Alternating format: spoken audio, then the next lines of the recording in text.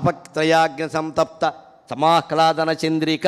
తాపత్రయం మన అనేక రకాల తాపత్రయాలనే అగ్నితో మాడిపోయినటువంటి మా హృదయాన్ని తపింపజేసేటువంటి చంద్రిక వెన్నెల ఎవరయ్యా అంటే అమ్మవారు అన్నారు లలితా సహస్రంలో. తాపత్రయాగ్ని సంతప్త సమాహ్లాదన చంద్రిక.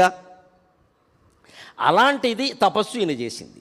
అందుకని శాంతి మంత్రాన్ని సంధానించుకుని సంతప్తమైన మనిషి మనస్సు అనే కేదారంలో శాంతి సమతానంద ప్రవాళంబులై, శాంతి సమత్వం ఆనందం అనే చిగుళ్ళు చిగురించే విధంగా ఆయన తపస్సు చేశాడు. అలాగే పాతాళ గుహలో కూర్చుని ఆయన చేసిన తపస్సు చేసింది ఒక్కసారి తలుచుకుంటే నాకు అనిపించింది ఏమిటి అంటే, ఆ గుహ ఏమిటి, అక్కడ శివలింగం ఏమిటి. ఇప్పుడంటే ఇంకా చాలా అలంకారాలు చేశారండి, మనం కూడా కూర్చుని కాస్త ఏదో చేసుకోవచ్చు అక్కడ అనిపిస్తుంది. కానీ అప్పుడే ఉన్నాయండి, ఆ పాత ఫోటో అక్కడ పెట్టారు. అసలు మనుషులు ప్రవేశించేలా లేదు. అది విపరీతమైన పాములు, తేళ్ళు, కీటకాలు అన్నీ సంచరించే ప్రదేశం అది. అక్కడికి వెళ్ళి కూర్చుని రోజులు నెలల తరబడి తపస్సా.